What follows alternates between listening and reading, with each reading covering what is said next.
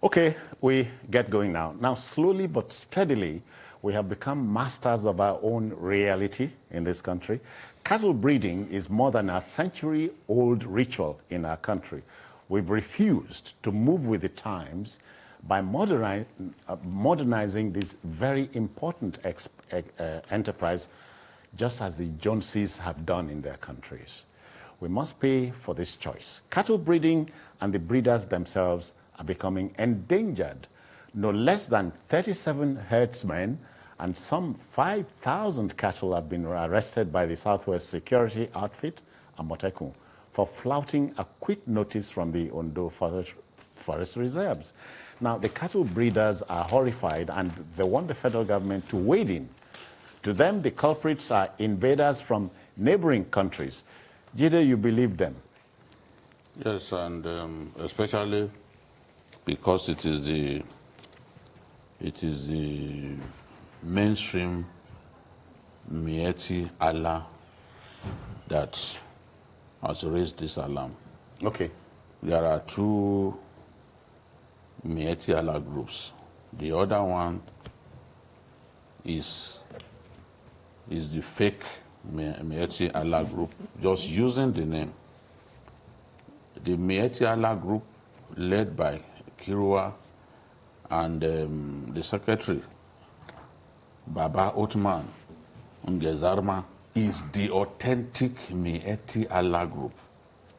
Is the authentic Mieti Allah group. So look at what they are saying. Their own language is never temperate. It's intemperate. Yes, they make sense, they show wisdom, and they are constantly ready to engage government and assist government in solving all of these problems.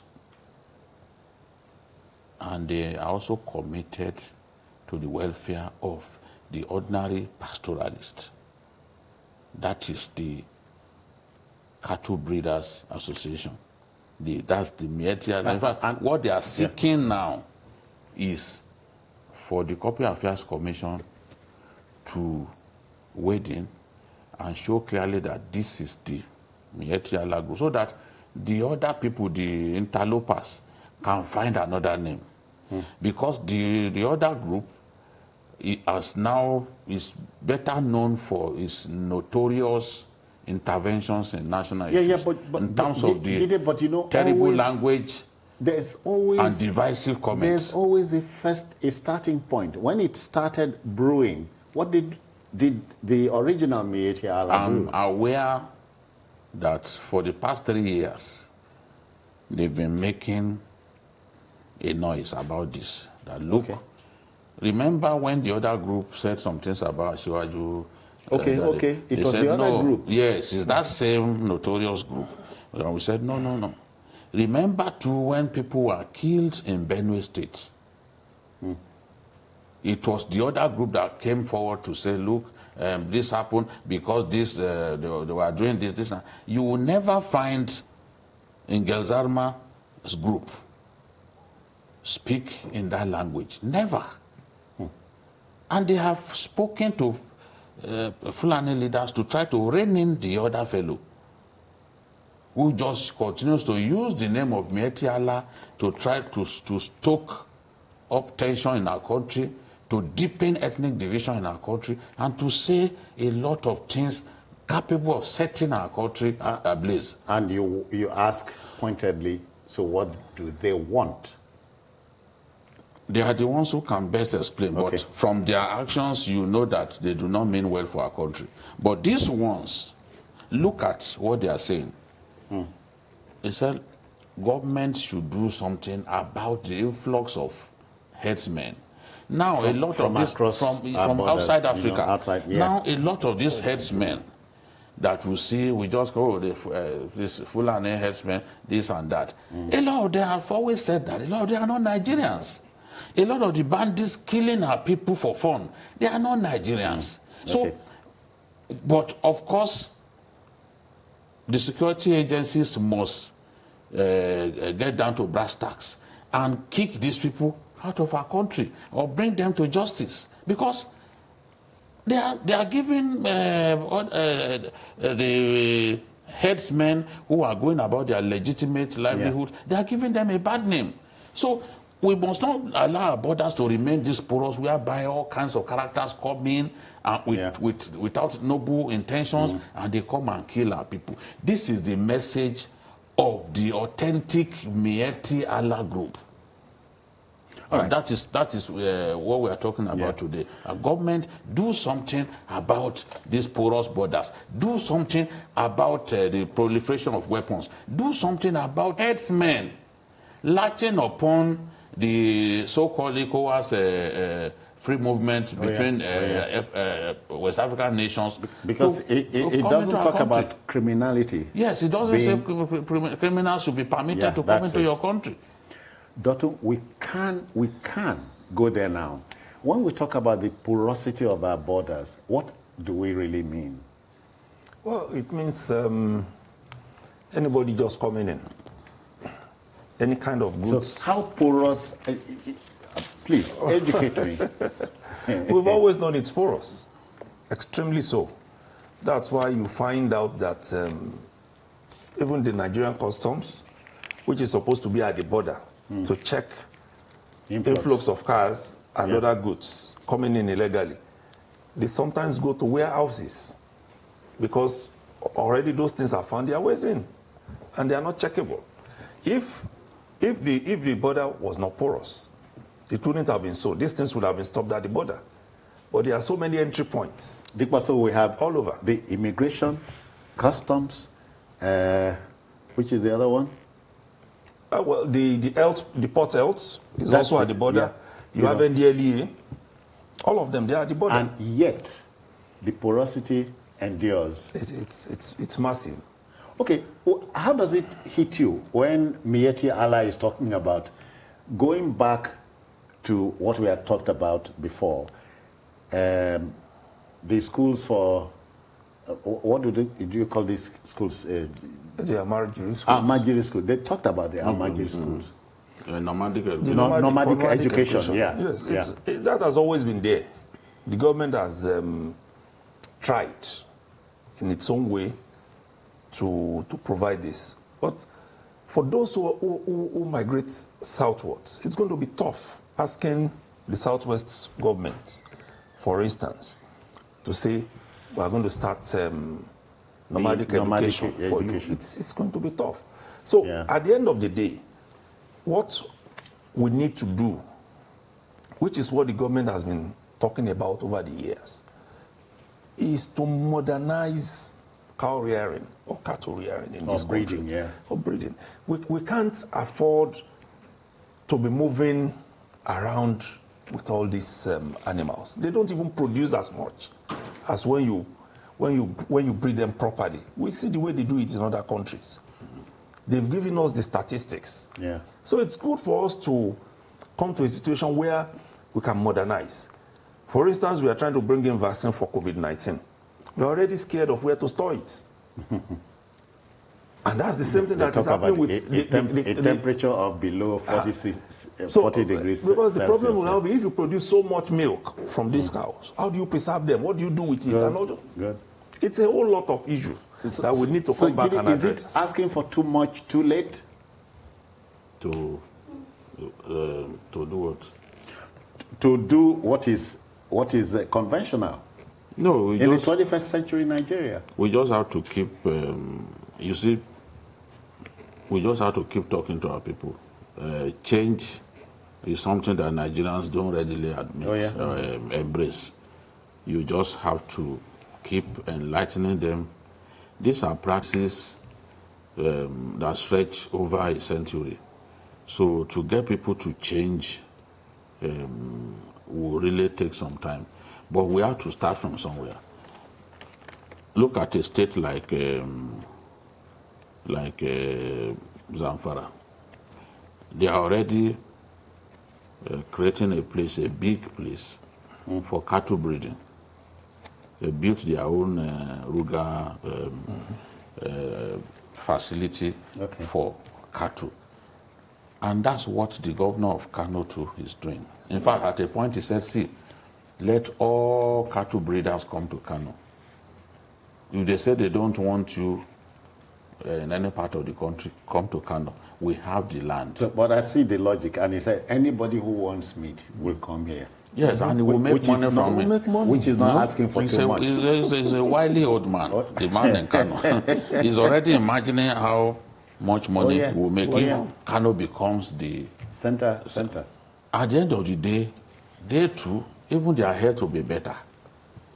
Okay. You don't have to trek hundreds of kilometers. Stay in one place. Look at the visuals of this is Wasiu Ayinde, the Fuji star. This is his own ranch, and you can see how his cattle, they are big. They are healthy. They're healthy. Yes, they are right there. They are being fed. He even has a camel. He has a camel. Yeah. You know, you can see this one, for example. Look at it. Yeah. Won't you like to have this? See how big it is. So, right, doesn't have to move several kilometers. The Cattle Breeders Association folks were in the meeting with the Sultan himself. Yes. And so the Sultan is also voicing his opinion. The Sultan is an influential member of society. You expect whatever he says to be gospel, right? Well, Wrong? Well, that should be it. He's even the head of, is the patron of Magban. So whatever he says should be, but we know the way it is. Those who perpetrate this evil, they don't listen to all of these Perhaps things. belong to the other They group don't you listen talked to all, about. they don't even hear all of this that we're talking about. So it's now for those who are the funders, those who have the economic capacity to put these animals on the road, to stop them. Because like we have said, it should be a win-win situation. For instance, if you have a ranch, like we've seen now, a farmer can go there and get donks for his farm, which was what they said they were doing in the past, where your cattle is here, my farm is here, I give you cassava, you give me donk to plant. So everybody was cohabitating. So it made sense. A big company, we have somebody joining us. The National Secretary of the Mieti Allah Group, Afa Uthman Ngezurama. I hope I got that right. Ngezarma Uthman. Oh, yeah. Good evening, sir. Welcome. How are you? I'm fine, and you? Good evening, Baba. Good evening, Baba. How are you? I'm fine. Yeah, so what can you tell us quickly, sir? Hello? Go on. What can you tell us something? On what? Through the question. What we are discussing. Yeah. On your request to the government to stop the influx of headers. Yeah, what you said Nigeria. at the meeting with, The meeting with the Sultan. Yeah. Let's shed more light on it. Shed some more light. Let's know what happened or what is on your mind regarding your meeting with the Sultan. Well, the meeting was held with the Sultan is to address these security issues that is currently taking place in the country. Go on. Okay. So what are the decisions taken? Well, the decisions taken were to ensure our commitment towards peace, to reintegrate the peaceful disposition of our members towards resolving all problems.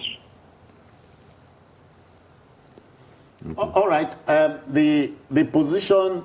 Okay, let's take you to Ondo State. Ondo State says keep our laws, stay clear of government reserve areas. But then, if you must operate there, let's have you documented. You agree with that? You see, we are not opposed to anything that will bring peace wherever in this country, and it is general that because of the growing population of the country against a land that doesn't increase, this calls for an effective planning, at least for farmers and pastoralists, to coexist peacefully. And a reserve, once if a place is a reserve, reserves are normally areas set aside for future engagements. Forest reserve, wherever you hear of a forest reserve, it's an area that farming is not allowed, cattle rearing is not allowed, bush burning, fuel exploitation, and all this is not allowed. It's an area set aside for future engagements. If the overriding interest is for the farmers, then the government can decide and say this reserve, part of this reserve is going to be used for farming. If the government decides that it is for grazing, it will say, well, this area is now reserved for grazing. So this is why grazing reserves are always set aside for future developments. But if it is a grazing reserve, this is an area designated for grazing. So we know this and we accept this. All right. Finally, what is your attitude towards taking, okay, what's your attitude towards grazing in itself? Grazing, you see, Baba, we have a pastoralist population that is still practicing the primitive system of animal husbandry because for decades no attempt has been made to transform the lives of these people into modernized animal husbandry. And today, because of the growing population, there is the need for government to come up with some sort of settlement model so that these pastoralists can be settled once and for all. This era of movement from looking for free pasture is almost about to be over, even in the northern part of the country where these pastoralists exist. Okay. So because of the growing population, this calls for an effective plan, at least for these two professions to coexist peacefully together. Okay. As the era of free movement is about to be over, even in the northern part of the country. So all we are calling for is let government come up with models that can begin to settle these pastoralists. But you see, this is something that will take place as a process. It's not something that will take place overnight. Yeah. Because this grazing that the pastoralists are engaged in is both a business and a way of life for them. It's a way of life for them because they inherited it from their forefathers and they are still practicing it. Because there has never been any attempt to change them into the modernized system of animal husbandry. They don't know it. Okay. So they are still practicing the primitive system. All right. Finally, Alaji, let's look at the pretenders, the so-called fake breeders. Headers. Fake headers, I'm sorry. And their influx into our country. You say what? The foreign headsmen, and their freewheeling attitude of coming in and out of our country at will. Yes, you see, this is also something that the government has to do something about. Because of the airport transshipment protocol that allows for movement of cattle from the ECOWAS countries. There are crazy routes that are being monumented, demarcated for those foreign pastoralists to move right from Burkina Faso, Niger, pass through Nigeria, go up to Central Africa. These routes are there in the forest. Okay. Because of the airport protocol. But I believe the neighboring countries have a way of taking in the pastoralists who are coming in and going out. But Nigeria, because of our foreign borders, I don't think there is anything like that. Take in the influence of foreign pastoralists so that we will know who are coming in and with what, and why are they going to, and when are they coming back to leave this country. Because there has never been anything like that, so we cannot rule out the possibility of these foreign pastoralists coming in with criminals or coming in with all sorts of things that can cause problems to our country. Okay. We wish you Godspeed. Thank you for your time. Thank you, Baba.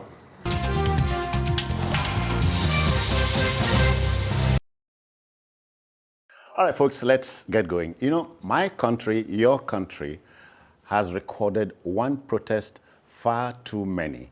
The news of a planned protest makes many of us become miserable. Read my lips. The misery, I imagine, is understandable. Common sense takes flight and lives are lost while we return to square one. That's talking about a protest. Now, the police has warned on Thursday that youths who are planning a protest tomorrow, Saturday, at Lekki Toll Gate must forget the idea. To the authorities, destruction of lives and property under the guise of protests is a no-no. Now, youths under the aegis of hashtag EndSARS Season 2, did you get that, have vowed that nothing would stop the protest from holding. There's such a thing as street wisdom, Jide. Yes. And I think it makes sense for us to yield to logic rather than yield to our emotions at this time. It makes sense. It really makes sense to do that. We now have hashtag defend Lagos, hashtag they no burn your papa well, in response to Occupy Lekki Toll Gate. Season 2. Hashtag, you know, there are different, all kinds of hashtags. But the truth is, the government and the police, the Lagos State government, the federal government, and the police are worried about the possibility of a breakdown of law and order in the guise of a protest. And as the great country musician Kenny Rogers sang, Okay. "Fool me twice, shame on me. Fool me once, shame on you. Fool me twice, shame on me." The people in government have seen what happened the last time. There was nothing wrong in protesting against SARS. I have no regret supporting the protest against SARS. Oh, yeah. Because SARS had been misbehaving. SARS had killed many innocent people. And I wasn't the only person who backed the protest, even the VP. Might I even tell you that as I sit here and speak, Yes. bail is still not free. But go on. Yes, if you will not even grant someone bail until he parts with some money, is still much better than taking a life because the person refused to give you money. It's still much better than dragging people. Except that you can't divorce EndSARS. You can't divorce EndSARS from what we are saying. I'm not by any means even divorced. I'm just looking at the lesser evils. Evil and evil. The evils There's no are small many. evil. See, the evil of childbirth is the pain. Hold on. Let me define. There are different classes of evil. The evil of childbirth is the pain that women go through about it. But that pain, that's evil. Yes. Okay. That's the evil of childbirth. But at the end of the day, there is joy. Okay. You know? So pain is by nature evil, but pain sometimes yields great joy or greater joy. So this is the point that we are making. The truth is, when people protested against us, they had good reasons. Some of them were victims. Some of them were close to victims. It's not simply, we've had stories that, a lot of them were Yahoo boys. Some of the people, you can't tell me, for example, that Falana's son, Fals, is a Yahoo boy.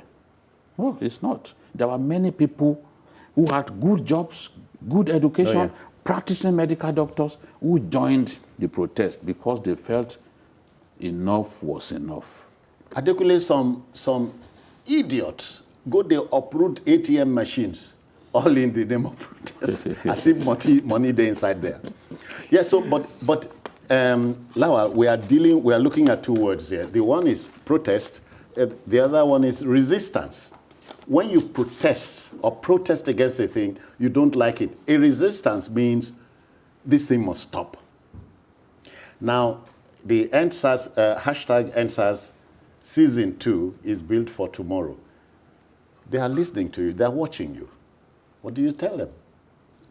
Well, what I would tell them, very simple, clear. I used to be a fan of original protesters, and I didn't hide it, just like Jide. And I was so condemnatory of the government's approach and everything. But now, the situation has changed. The issues are no longer the same. Anyone who's ready to protest tomorrow should have everything. That's my own opinion. Because it is true that the Constitution of Nigeria gives everyone the right to protest. I think Section 39. Peacefully. I'm coming. They have the right to protest. And there's no doubt about that. The police have no power to take it from them, not even the government. But your right to protest, ends when you now choose to make life miserable for me. Impossible for me. You will protest. You make sure you don't disturb me from going to work. Oh, that's fine. You don't protest. You protest. You don't make it impossible for me to commute around. Oh, that's okay. You can stand by the side of the road. Just that's no problem. But if protesting means grind everything to a halt, believe me, you have outstepped your boundaries. Yeah. You understand me? That's the point we are trying to make. I am totally in favor. I think, let me say, I was totally in favor of what all the youths wanted. But I'm no longer in support. Oh, okay, why are they protesting? We should even say it. They said the Lekki concession company or whatever they call it, LCC, that the panel set up by the Lagos State government ruled 5-4 in favor of returning that toll gate thing to the concessional company.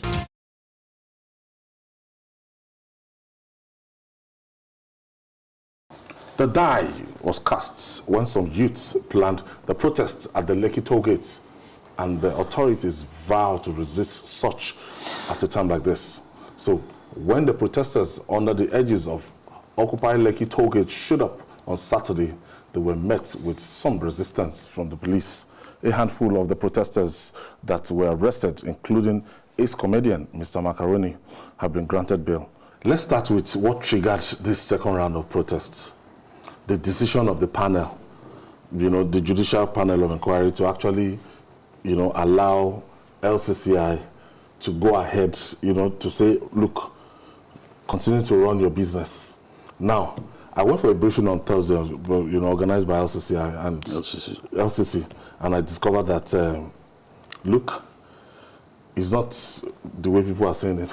That LCC is owned by Lagos State government, and Lagos State is paying 4 or 5 banks in billions to get money back. It was something that was under build, operate, and transfer for 35 years, and Lagos State repossessed it when the person could not fulfill the agreement. During the Ambode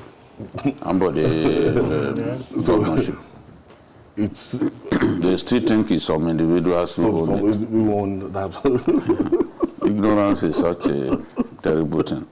But you see, beyond the fear that, the protest could be hijacked, thereby leading to destruction of properties and loss of lives. There's no big deal in a few people going to that place, registering their displeasure over anything. There's no big deal about it. Protest is an integral part of democracy. It's just that fear, and anyone who was witness to the extreme destruction carried out in Lagos would not want a repeat of this kind of protest, in Lagos, because the protests allowed evil people to carry out their nefarious activities, which led to the destruction of business premises. They've ruined some people for life without knowing it. Yes, many of us supported the idea of the EndSARS protest. I have no regret. People say all kinds of things. You have not learned your lesson. Your building, your premises was destroyed. Yes. We are victims. We are victims. We are victims. But the people that set ablaze our business premises are hoodlums. We were not, when some of us chose to support the idea of reforming the police, and it cannot be a bad idea to reform the police, we weren't supporting hoodlums. We saw that they were not hoodlums. And when they overstayed their welcome on the road, we told them that it was time to leave. So what are they going on and on about? That Jide was praising NSAS protesters, this and that. At that time, there was no big deal about it. Legitimate. But it was hijacked, and then for supporting reform of the police at the beginning, they are trying to cast us as idiots. No, we supported what we felt was right. Any day, if there's a need and it was for it, we will support. It was misinterpreted in some quarters in the country, as in some people actually saw it as a protest that actually clamored for, for the removal of the president.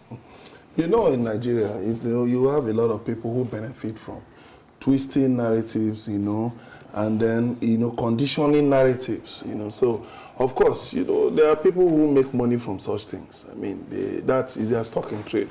You find them on social media, taking things this way and that way, bringing up spurious campaigns, pretentious, tendentious, so-called patriotic campaigns. But you see, beneath it is just to say we are here, push something to our side. So you don't need to really bother about such people because it's been a long history. Of course, we saw what happened during the military era. How, activists were fighting, actively engaged in the fight to end military rule. But what happened? There were people who were going about saying that Abacha must stay for life, that the military will be there, that there was no other person who could be president after Abacha. Honestly, as for Abacha, you had Daniel Kanu. But since Abacha died on June 8, 1998. Where's Daniel Kanu now? I don't know, maybe it's in Abuja or something. Between then and now, how many presidents have we had? And some people said Abacha was the only person who could rule Nigeria. So, you see, you will expect that in a big society like Nigeria. But be that as it may, I think the police should try to reform their ways of handling people. I have Barrister Inibehe Effiong joining us. Thank you for joining us. Hello. Hello, Barrister. Thank you. I'm with you. Okay. Yeah. What's your reaction to the protesters that were arrested yesterday? The attack on the protesters was not surprising to me because the police and the Lagos state government made it abundantly clear that they will not tolerate exercise of the civil and democratic rights by the protesters. But I have listened to the commentaries, that have been made on journalist Hangout. But one point I want to emphasize is this. Even when it is believed that there will be breakdown of law and order, let us assume for a second that the police had credible, reasonable basis or evidence that hoodlums in quotes were going to infiltrate the protests, or that the protest was going to result in violence, in arson, or loss of lives. What is the appropriate response? Section 94, subsection 4 of the Electoral Act, as amended in 2015 by the National Assembly, answers that question.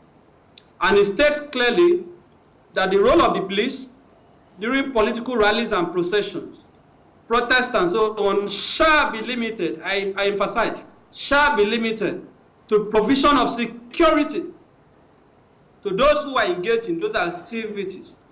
Therefore, even when the police says there will be breakdown of law and order, even when they say, we don't want public properties, public assets, or private properties to be destroyed, to be attacked, as we unfortunately witnessed during the last NSAS protest.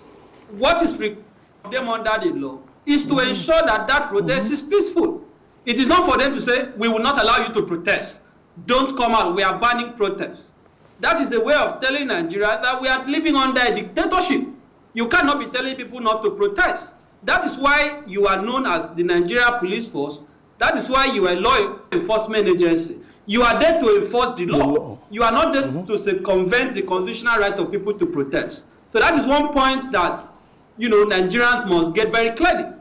Now, this particular protest, as we have seen, and as, the commentators have rightly observed this afternoon, was entirely peaceful. How many people were even, we didn't have to up to 500 people there. There were just a handful of people. And we saw the deployment of hundreds of policemen. We saw armored personnel carrier. We saw policemen heavily armed, going there in a show of force at the time that the security is ravaging the southwest, at the time that Oyo State is burning, at the time that bandits have taken over the northeast and other part of the country. So what I am saying is that this is a government that has not gotten its priorities right. Yeah. You cannot be deploying that kind of force to attack citizens who are merely aggrieved with the proceedings at the Lagos Judicial Panel, which I have participated at some point. Now, what is even the argument about? What people are saying is this, that lives were lost at the toll gate. It has now been established, it has now been admitted that contrary to the earlier position of the Nigerian government and the Lagos State government, soldiers were actually deployed to the toll gate, live bullets were fired, people were shot, people were killed, people sustained injuries. Okay. Wow. Barrister Inibe Effiong there. And Babajide, looking at what he has raised, the right of people to protest, those people that I saw yesterday, they weren't carrying arms, they weren't carrying guns, and young Nigerians, okay, somebody like Mr. Macaroni, make good of his threat, it still came out, to sensitize the people. He was arrested. One of the reasons they didn't want the protest to happen was because of the COVID-19 safety protocols in place, for which the president... There's a law. Yes, the president also came up with a body of regulations to guide our conduct.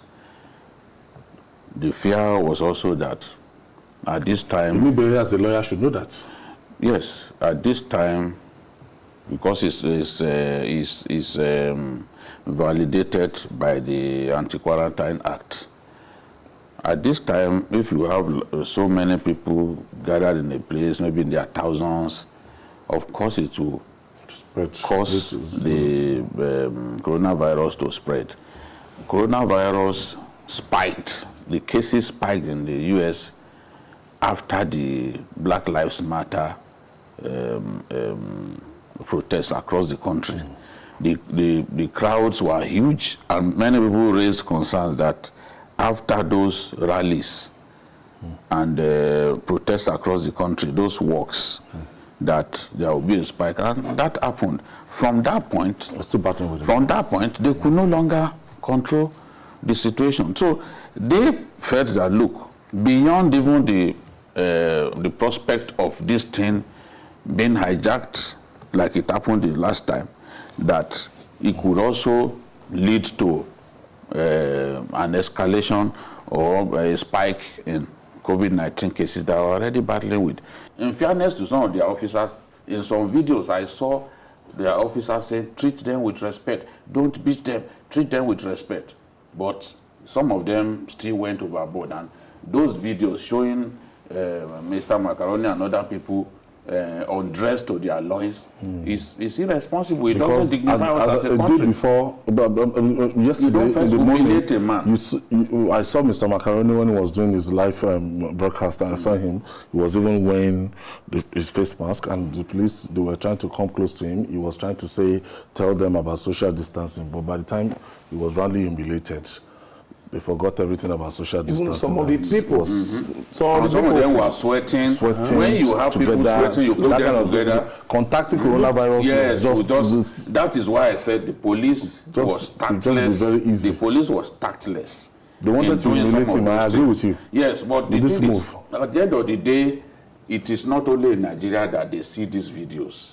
All outside of our country, they see this. There were foreign journalists. It does not dignify the police as a unit. It will now validate the argument of those who said at that time that it's not the SARS alone that you need to reform, that the entire force needed to be reformed. And police brutality. Yes. So this is the thing. You don't first undress a man. Okay, look at the way you after you've arrested the man, you don't need to undress. And that's why you see that a lot of the people that they parade, they first remove their shirts. I don't know. You don't need to first dehumanize a man. No. Look at that woman, the one in hijab, saying, look, arrest me. A lot of them offer themselves to be arrested. Because look, these guys, at the end of the day, we need to learn to manage. Because from the people I'm saying now, these are not hoodlums. These are not hoodlums. No, they are not. Just like the ones who started the protest at that time. Look at, why would you push somebody like this? Why would you push somebody like this? Who is that man in white? You know, all these things. Okay. Then why would you use the task force? What is it? Yeah. Okay. That was the fact that there's the RRS. That's why some of us are calling for the removal of that word force from the Nigeria police. It's an agency. If you remove it, you need the paradigm shift. If you remove the name, you don't remove psychological reformation. Okay, my producer, Unibe is still there. Unibe, so ultimately, are you aware of the Quarantine Acts signed by the president? Absolutely. I was among those who advocated that there was need for some form of legislative instruments to back the executive policies to control COVID. I am aware of the Quarantine Act. I'm also aware of the regulations issued by the president. I'm also aware of the Lagos State Public Health Law and, of course, the executive order issued by Governor Sanwo-Olu. But the point is this. I have seen the charge sheet filed yesterday. When you look at what the police is charging them for, they claim they violated COVID-19 protocols. For me, that is ridiculous because how many of these persons were even arrested? They said, oh, they had a gathering of more than 50. How many protesters are standing there today? We might have to call you back during the week. We don't really have time. It's a developing story. We might have to still call you back. Thank you for your intervention. Thank you so much.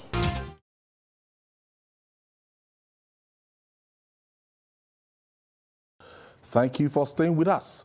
Ethnic tension is on the rise in Nigeria, and something must be done quickly to douse it. Hence, President Muhammadu Buhari has called on governors, religious and traditional leaders, as well as other elected leaders across the country to assist the federal government in halting ethnic and religious clashes among communities. Indeed, Vice President Yemi Osinbajo and Governor Seyi Makinde of Oyo State have promised to deal with culprits involved in violence that rocked Shasha Market in Ibadan. Now the president is talking, Babajide, saying, look, it's not something that they can continue to keep quiet about. It's something that we need is direct intervention. And the president has spoken now. Yes, and it's a welcome development. And not only did the president speak, the president's speech was followed by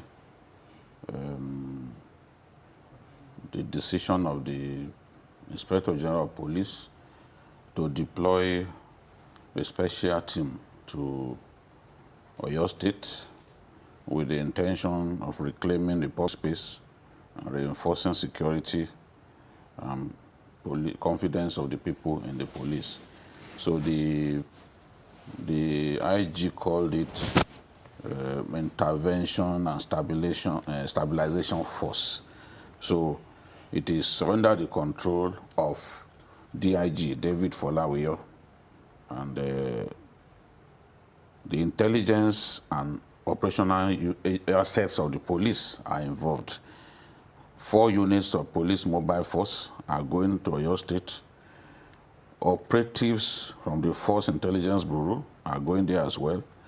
And 1 operational and surveillance police helicopter from the police air wing department would also be deployed. So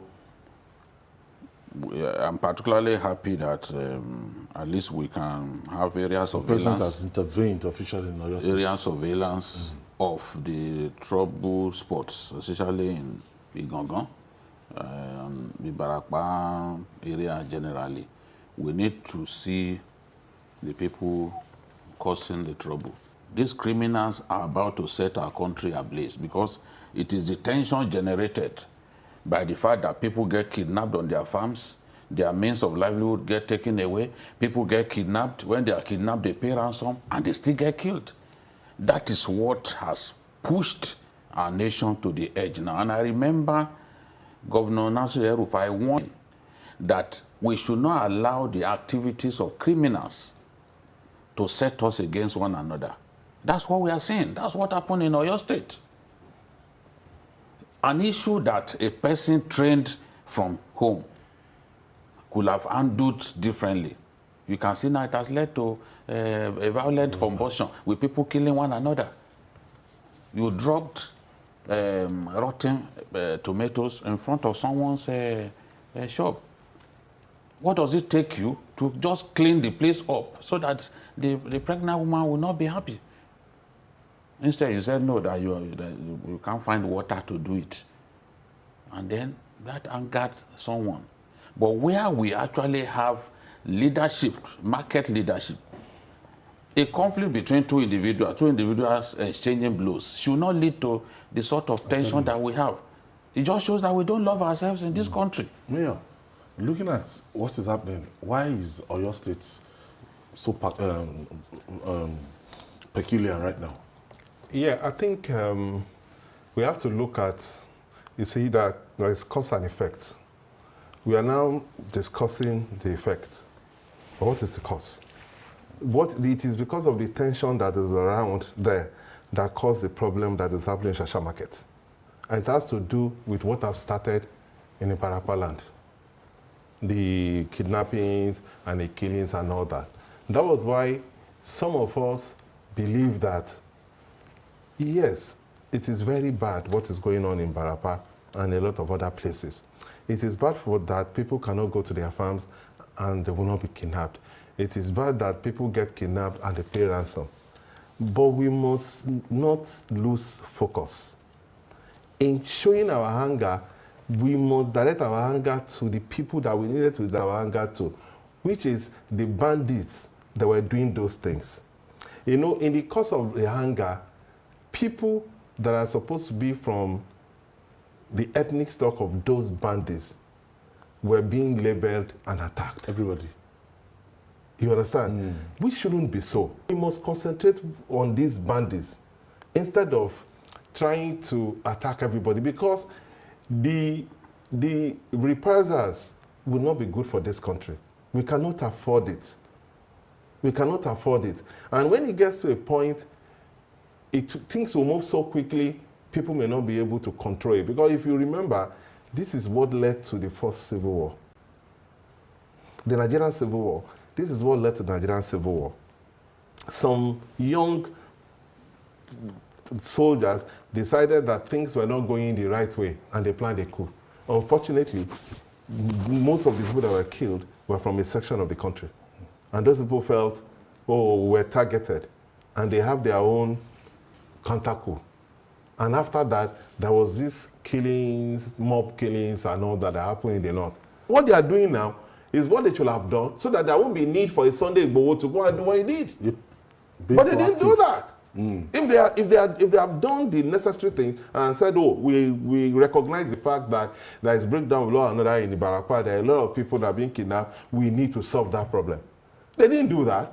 And then self-preservation is the first law of nature. So people now resorted to self-help. And part of what is happening in Shasha is the continuation of that self-help. Because already, when you have this animosity against some people, when there are some things that you are supposed to settle, you understand, you read meanings to it, and it gets out of hand. Now, Babajiri, more than before, we are divided across ethnic lines. We are divided across everything.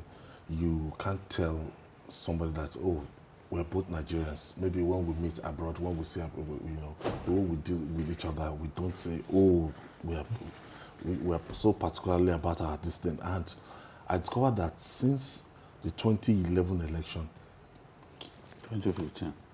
2015, so we've not done anything to heal across, in terms of ethnic lines. We are more suspicious of each other, and I don't know how we can continue as a country like this. The government has a lot to do, and I think it has reached a point now that we need to have a national conversation. I don't want to call it maybe a confab or something, just a national conversation where everyone would be able to speak his mind and then concentrate on solutions. You see, no matter what you say about the last confab, there are some gains that we got out of it. There are some gains that came out of it. Even government decided to take some of their suggestions, and we are using it today. Even the idea of, say, for example, let me just use an example. The TSA was a suggestion made at the confab. The idea of school feeding was a suggestion made at the confab. Now we're in a situation that is getting closer to how we were before the Civil War, in terms of the deep ethnic animosities between the various groups within our country. And it's about time that government found a way to bring people together, leaders across religious, tribal, and professional divides. Let us talk about the problems that we are facing and find a solution, or find solutions to those problems. This kind of conversation, people must be adequately, the various stakeholders in our country must be adequately represented. We don't have problems with each other. Go to Agege, you will see about third, fourth generation Where do those ones go? Fulani that have been living in Agege. Where do those own ones go? properties. If you go to Diaraba, you will see third, fourth generation of Hausa Fulani that have been living there. You will see a lot of Yorubas, a lot of Igbos living in Kano, living in Kachoto, living everywhere. So why would people just think, because you see, that's why I said, we must not, because of hunger or certain things that happen, we must look at the big picture and look at the interests of the Nigerian state.